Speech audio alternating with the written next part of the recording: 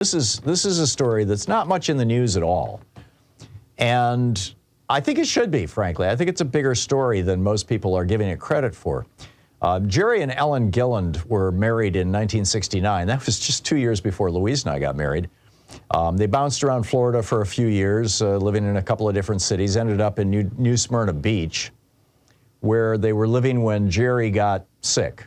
I mean, like really sick, as in terminally ill. He was going to die. They tried to handle his illness at home, but around Christmas time, sometime in December anyway, Jerry started going downhill fast. He told his wife he couldn't handle the situation and planned to shoot himself to end it when the pain got too bad. And, after 52 years of marriage, she understood. But finally, they couldn't handle the situation at home. Jerry was admitted to the Advent Health Hospital in Daytona Beach and put on in a room on the 11th floor, which was filled with people just waiting to die. He continued to deteriorate, and finally last weekend, he asked his wife, Ellen, to bring their gun into the hospital so he could shoot himself. And she agreed. She brought in the weapon, but Jerry was so weak he couldn't lift his head. He couldn't lift his own hand to put the gun to his head. So in what was apparently a final act of love and compassion after all those years together, she fired the shot for him that ended his misery. Her plan, she told police, was then to kill herself because she had just committed a mortal sin according to their church and a felony according to the state of Florida, but she just couldn't do it. She couldn't bring herself to kill herself. Meanwhile, alerted by the hospital that a patient had been shot on the 11th floor, the Daytona Beach police SWAT team of men armed with automatic weapons and body armor crashed the door, threw in flashbang grenades, and shot Ellen with a painful metal-filled plastic-coated non-lethal round, sometimes euphemistically called a beanbag. Jerry's wife, Ellen, is now in jail without bond, facing charges of first-degree murder.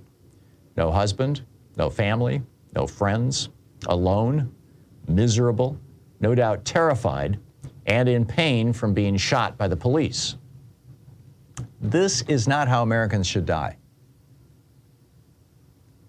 But Jerry and Ellen lived in Florida, which is run by the Republican Party, and death with dignity is not an issue that the Republican Party is willing to entertain.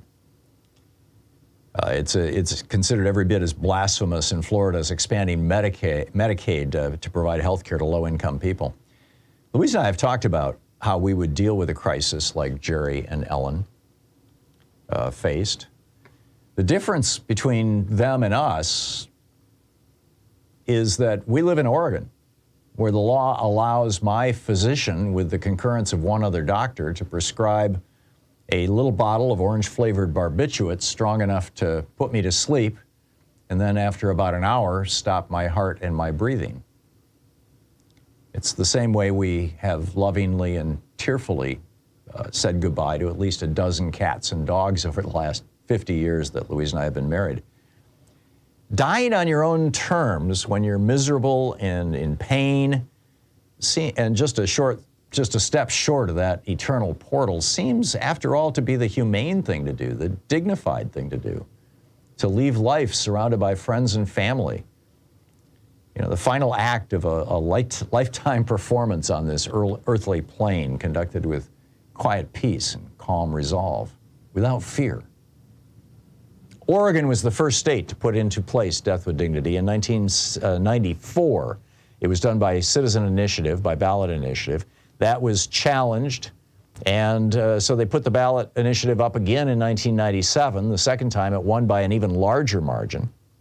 Then Republicans appealed, and it was taken to the Ninth Circuit Court of Appeals, which said, no, it's fine. And so then the federal government appealed it to the Supreme Court. And during the Bush administration, the George W. Bush administration, they went after us. And in 2006, the Supreme Court affirmed Oregon's death with dignity law. So now we've got laws like this in Washington State, California, Maine, Colorado, New Jersey, New Mexico, Hawaii, the District of Columbia, Montana, and Vermont. The one in Montana, by the way, was not passed by the legislatures. It was done by the Montana Supreme Court, which ruled that it was legal. 73% of Americans, according to the Gallup organization, favor death with dignity legislation. Oregon reports that about a third of the patients who are prescribed life-ending medication end up not using it. We had, about a decade ago, we had a fellow on this program who was terminally ill, who had been prescribed that bottle of barbiturate. And he told us on the air that, it gave him peace. It gave him confidence that, he could deal with anything that was coming because he always had an out. And we later learned that he didn't even take the drugs. He died of his illness. Every American, in my opinion, should have access to death with dignity. Now, keep in mind, the last months of life in America are typically the most expensive months of your entire life. An enormous amount of money is made by the health industry, by the hospital industry, by the hospice industry, which has exploded. It's huge now. They've got their own lobbyists in Washington, D.C., out of those last few months of life. And they, along with the Catholic Church, which considers suicide, a mortal sin, and has a large lobbying presence in Washington, D.C. as well, they have aggressively fought this kind of legislation. And the Republican Party has bought in. I mean, they basically take money from all these folks. Canada has legalized death with dignity. Spain just legalized death with dignity. They are now the 6th developed country to do so. And in Montana, there's a group of Republican legislators. Well, actually, they've got a couple of Democrats, too, conservative Democrats, who are trying to actively overturn that state's death with dignity law, or the status. Meanwhile, down in Florida, it looks like the state is going to send Ellen Gilland to prison for the rest of her life. Life should not have to end this way. I encourage you to check out deathwithdignity.org. It's a great organization. They've got a form that you can send to your state legislators if you live in a state that does not have death with dignity laws, telling them that you would like to see it happen.